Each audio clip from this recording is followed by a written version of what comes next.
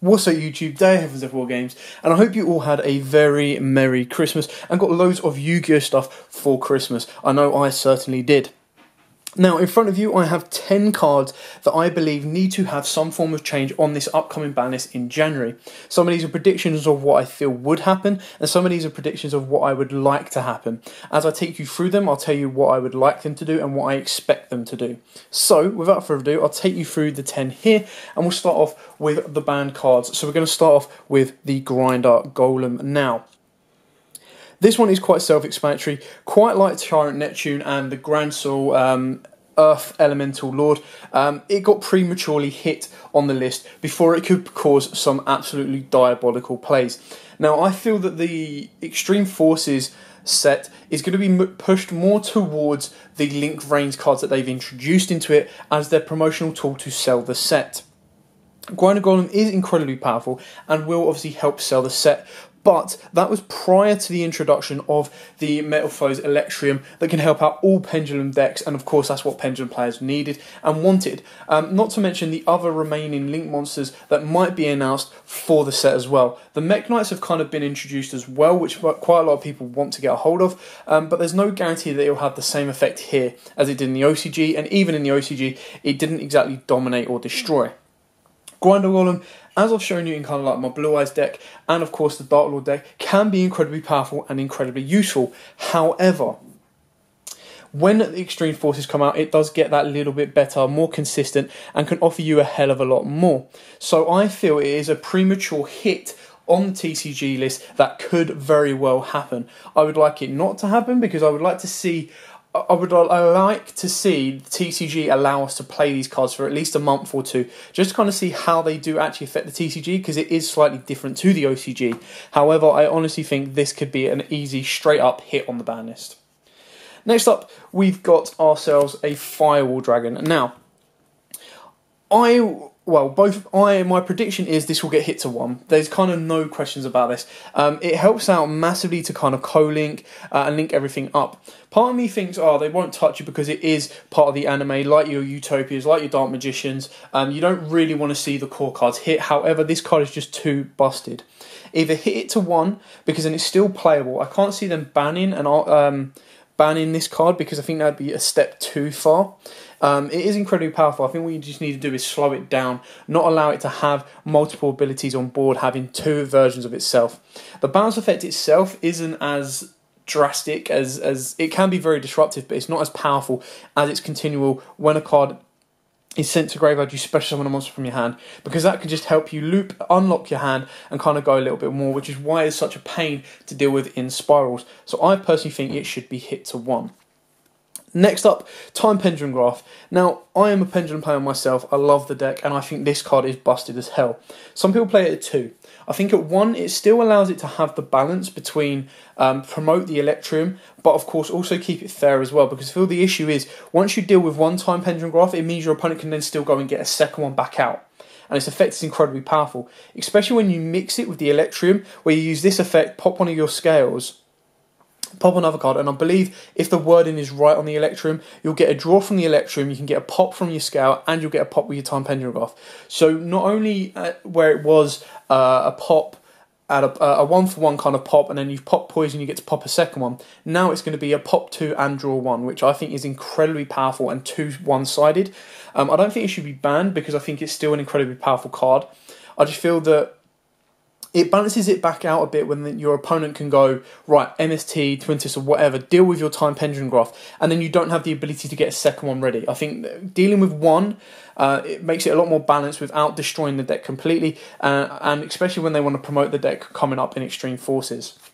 Next up, Trickstar Reincarnation to 1. This is quite straightforward on this one. You know, no arguments on this one. The whole loop with John Lockberg was just stupid and degenerate. I don't mind losing my hand and being taken burn damage for it, but allow me to get my next one back. Don't draw and lock burn me, because it's pretty much game. Before you've even been able to do anything, it is game.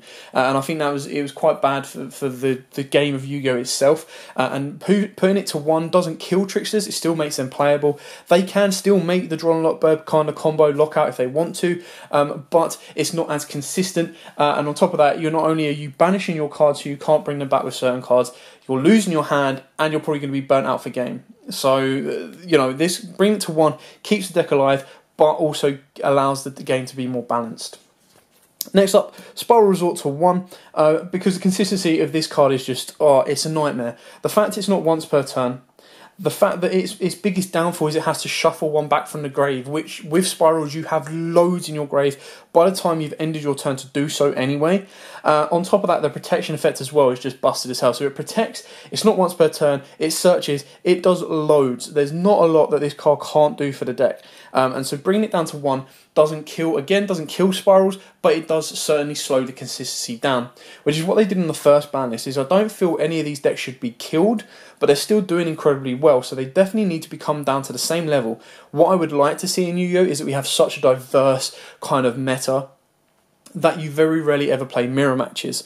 I personally would like to see Dragon Rulers come back to 1s. I would like to see Trident come back to 1, for the pure fact that I would love to have an open meta where all decks are not at maximum power, so it's unbalanced, but all decks are kind of on the same level. So we get to answer that question once and for all, like, are Dragon Rulers better? Are Shadows better at full power? Are this or that? And it would be really nice to kind of see the ways that the current metas and previous metas interact with each other.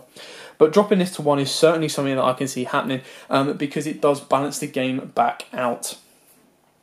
Next up, going to 2, Ash Blossom. Now, this is more of a wish than a prediction. Now, it's not just Ash Blossom in itself. I kind of include Ghost Ogre in this as well. I feel that hand traps at 2 kind of balance it out. I don't feel Ash Blossom is that busted. Ash Blossom slows the deck down. It slows whatever you face down. But it doesn't, unlike Ghost Ogre, it doesn't destroy the card and stuff like that. So it kind of has a positive plus and a negative.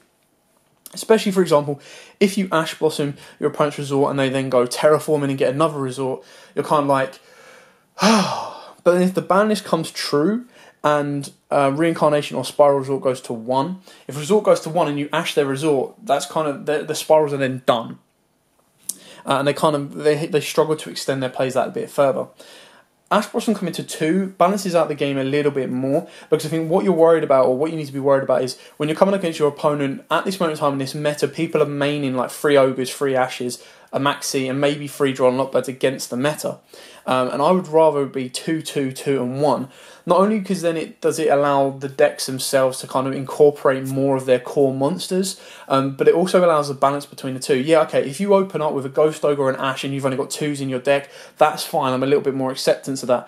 When you're playing with 3, it can also be a downside to you as a player as well, because if you open up, I know you get these hands, like 2 Ashes, 2 Ogres, and a Maxi, you're kind of like, yeah, alright, it's a bit of a nice hand trap hand, but I'm a little bit slowed down. I just want to see the game kind of open up a little bit more. I would like to see Ash go to 2, but of course I can see it staying at 3 as well. There's no big issue with it there's no kind of downside with it staying at 3 if you balance it back out. Whereas some people have been asking to ban Maxi. I think if Maxi stays, keeping Ash at 3 is also a fair way of doing it, because then of course Ash on itself is a nice little out to Maxi, so it's a kind of a 1-for-1 balance. Next up, coming to 2, is Seer of the Burning Abyss. Now, quite a lot of people put Graph in their list, and I agree with Graph as well. I just feel Seer it kind of balances back out as well. It's better for later games. Its effect can go on. Obviously, Graph can go right. Send from as soon as it's sent from field. So you make Dante. You use Seer's effect. You detach that. Sorry, you use Graph's effect. You detach that. You special summon a BA to your field. You use Dante and the BA you just brought out, which can be Seer, and go into the new Burning Abyss Link monster. When we get that, you would then get Seer's effect that you've just brought from your deck with Graph, bring Graph back or Dante back. You can then ditch one for your Dante to turn it into a Beatrice. Whereas if you do it with Seer, it's a little bit slower and it kind of helps, it doesn't unbalance the deck too much. I can see this coming at 3, I can also see Graph coming at 2 as well, but I think Seer, in my personal opinion, would be a more balanced taken off the list or put to 2 than Graph. Next up, these are the hopes and dreams I really, really want, rather at 1 or 2 or whatever, just as long as they come back. So the one at Lavaval Chain, I think it's a fair one to bring back, because obviously it was busted in the Necros format, and now I don't think it's going to be as busted as it once was. I still think it's an incredibly powerful card, do not get me wrong, but I think it certainly deserves to come back to at least 1 to be played. I think you only run it at 1, so at 1 would be more than enough. You don't need to take it off the list, but you can do if you want, because I very rarely see people wanting to play multiples of this.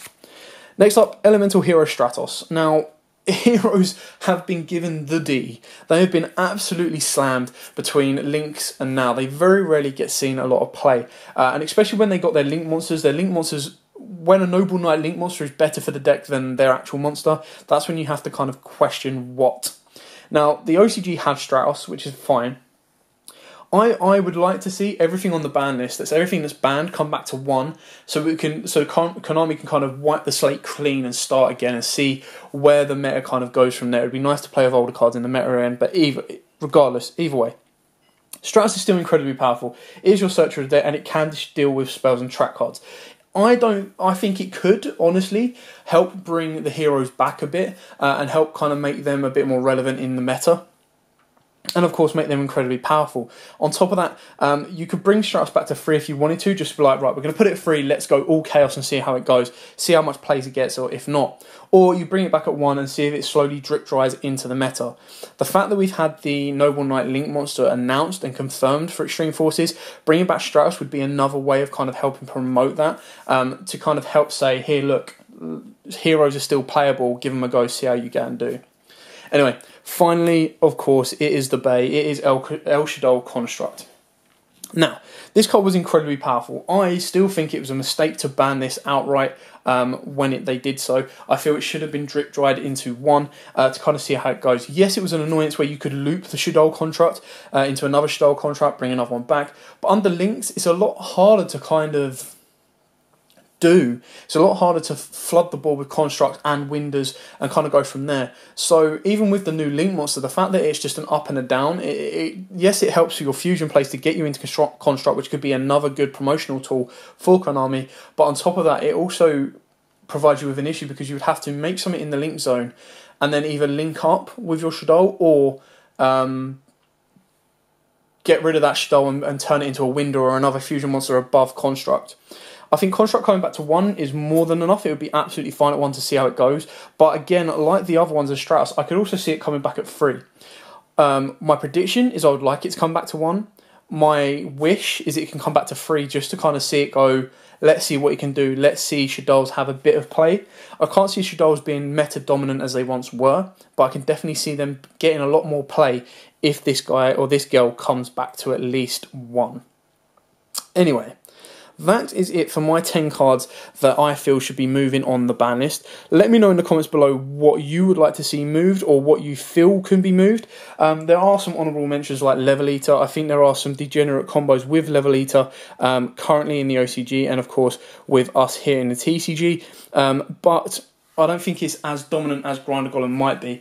Level Eater could be a premature hit, but we'll never really know until that list drops. I think Grinder Golem is more likely to be hit than Level Eater, hence why he is in here and Level Eater isn't.